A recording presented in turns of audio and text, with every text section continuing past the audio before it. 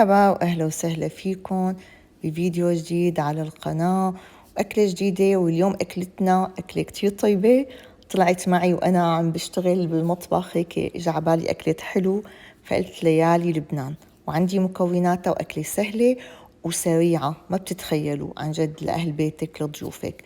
فأخذت هيك بريك من المطبخ، كنت عم نظف وصورت هيك شوفوا تقلبات الطبيعة. سبحان الله الشجر بلش يتعرى، يعني كيف كل فصل له نظامه سبحان الله. وطبعا بدنا نرجع لتنظيف المطبخ. أنا عاملة يعني إنه بدي نظف خزاين المطبخ، فبلشت بأول خزانة.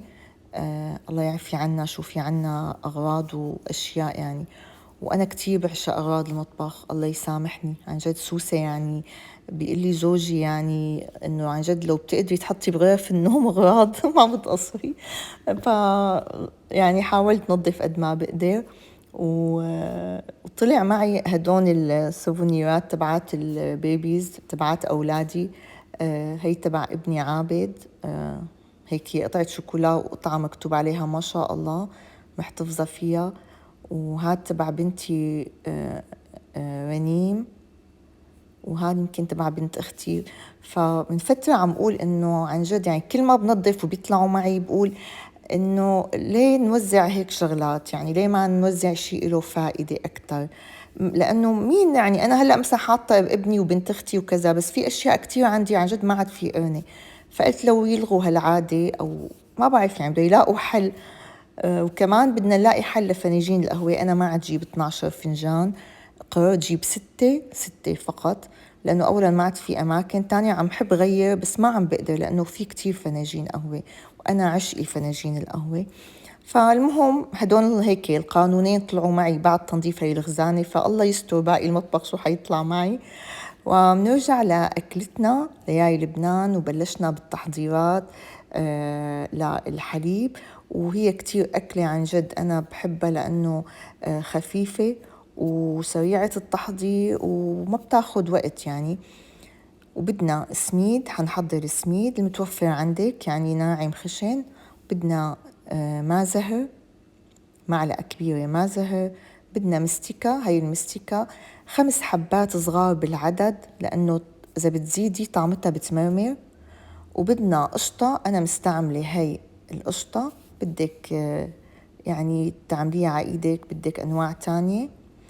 بداية بطنجرة على الغاز حطينا 4 أكواب من الحليب، زدت عليهم نص كوب سكر، هذا كله على البارد لسه، بحركهم منيح.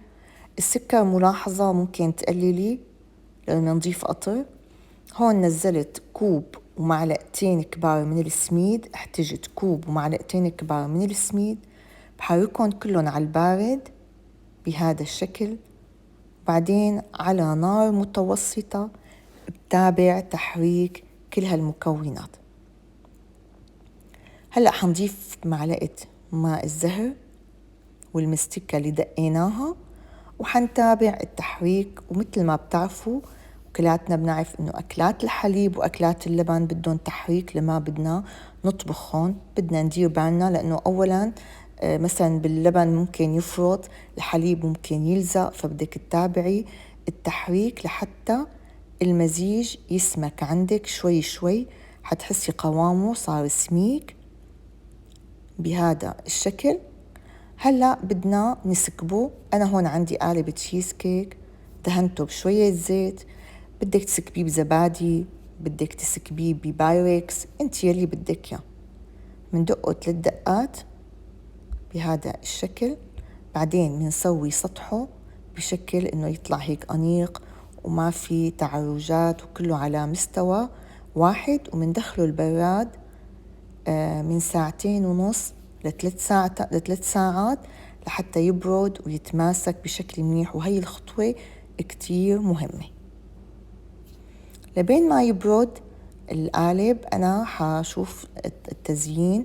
عندي هون فستق حلبي، بدي زينه بالفستق الحلبي. انت فيكي تختاري نوع مكسرات اللي انت بدك اياه، بدك ما تزيني، بدك جوز هند، يلي انت بتحبيه، هذا بيرجع شيء إلك. وهلأ حنحاول إنه ننعم الفستق الحلبي.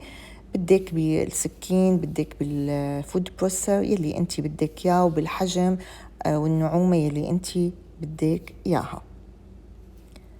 هلا قالب تشيز كيك، عفوا قالب الليالي لبنان صار جاهز عندي، وشوفوا قيمته.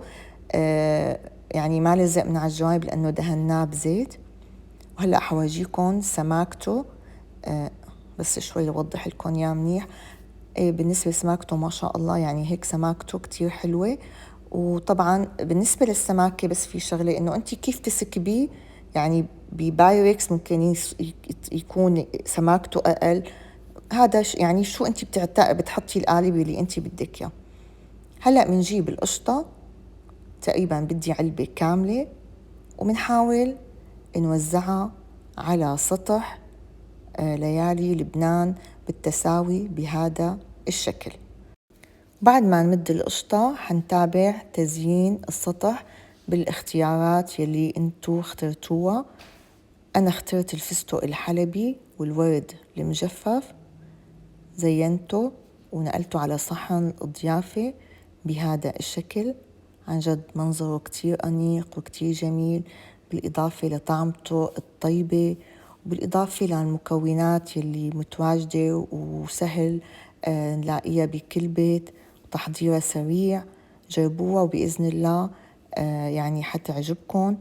وطبعا ما ننسى القطر، هذا آخر شي بتحطيه. فيكي هلا أنا هيك حطيت شوي على سطح ليالي لبنان، وحخلي شوي على جنب بيبقى اختياري. أنا هلا حضيف على القطعة اللي بدي آكلها لأني كتير بحب الحلو. وعن جد واو، أكلة روعة. وطبعا مع أكلة الحلو بدنا فنجان قهوة، وبما أني اليوم ركزت فناجين القهوة فعملت فنجان القهوة ورواق وغير شكل، والصينية المفضلة عندي لأنه مثل موزاييك دمشق. ويعني هيك طاقة إيجابية مع أطيب أكلة حلو ليالي لبنان وفنجان قهوة غير شكل. بتمنى يكون عجبكم الفيديو. إذا عجبكم لا تنسوا تعملوا لايك وشير وسبسكرايب، وتحطوا كومنتات آرائكم. وإلى اللقاء بفيديو جديد إن شاء الله.